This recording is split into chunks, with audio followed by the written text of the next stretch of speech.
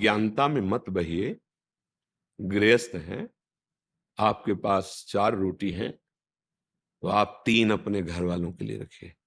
1 रोटी के कुछ टुकड़े करके पक्षियों को दे दिए, गऊ को दे दिए। अगर कोई तुम्हारे घर में भूखा आता है, तो तुम उपवास कर लीजिए, चारों रोटी उसको पवा दीजिए, जो अतिथि धर्म है। अब जैसे रास्ते में शास्त्रों भिक्षा माँग रहे हैं, तो हमारे पास अगर ₹5 हैं, हमने ₹5 की कोई वस्तु ले ली और 5 लोगों को दे दी। हमारी सामर्थ्य इतनी ही थी और सबको भगवत भाव से प्रणाम कर लिया।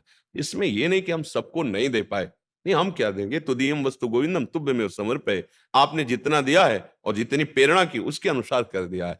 आपके घर में कोई आता है, भूखा-प्यासा है या ऐसी परिस्थिति को बीमार है, कोई सहयोग करने वाला नहीं, फिर आपके पास ये नहीं सोचना है कि मेरे पास आपके पास जो है लगा दीजिए, हरि देख लेंगे आपको, पक्का विश्वास करें। पर ऐसी पद्धतियों में हो सकता है वो आपसे माँग के शराब पिए जाके, हो सकता है उसका कुमार्ग में प्रयोग करे।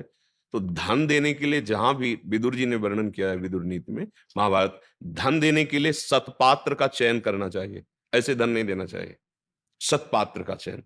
जैसे वेश्यावृत्ति करे आपने धन दे दिया, ना इस लोक में ना परलोक में कहीं नहीं मिलने वाला, व्यर्थ चला गया। भगवान की चर्चा हो रही, भगवत भक्तों का समुदाय है, आपने यहाँ भी सुख और परलोक में भी। सत्पात्र देखना होगा। ऐसा नहीं कि कोई माँग रहा है हम उसको अर्थ दे रहे हैं, नहीं। अर्थ देने के लिए पात्रता, भोजन देने के लिए पात्रता की ज़रूरत नहीं।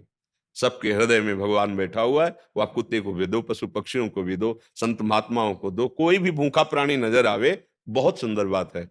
आपके पास ₹4 हैं, उससे कुछ खरीद लीजिए और उसको पवा दीजिए। एक को पवा दोगे तो विश्वम्भर भगवान सबके हृदय में बैठे, आपकी सेवा बन सारे विश्व को तो विश्वम्भर भगवान पवाते हैं, हम तो पवा ही नहीं सकते ना। हाँ, पर एक के लिए हमारी जेब में सामर्थ्य है तो हम एक को पवा दें। अर्थ देने के लिए विवेक का प्रयोग करें।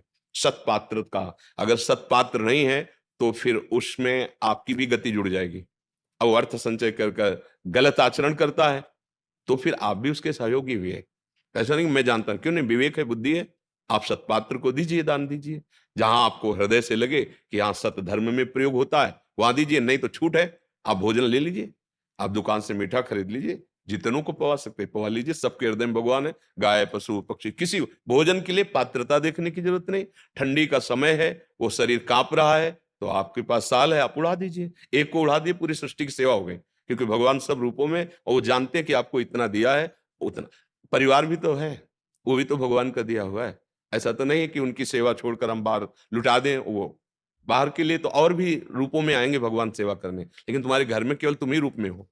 वहाँ नहीं आएँगे और रूपों में, क्योंकि वो केवल पर्सनल तुम्हारी सेवा है। आप जो घर के अंदर सदस्य हैं, उनका भोजन, उनकी पढ़ाई-लिखाई, ये पर्सनल आपकी सेवा है। लेकिन जो ऐसे बैठे हुए हैं, उनके लिए शास्त्रों रूप में, सेवा रूप में आते हैं। तो ये विचार रखते हुए अपने अर्थ का कुछ हिस्सा सत्पात्र को, जहाँ ऐसा दिखाई दे, नहीं तो भोजन है, औषधि है, वस्त्र हैं, ऐसे अनुकूल देख करके कि आवश्यकता है, तो फिर दे देते हैं उसमें। तो ऐसा नहीं कि मनमानी अब हम सबको धन दे सकें, ऐसा नहीं है। और सब धन लेकर सदुपयोग ही करेंगे, ऐसा भी नहीं है। इसलिए धन के विषय में तो प्रश्नवाचक चिन्ह लग जाता है कि उसकी सत्पात्रता देखी जाए।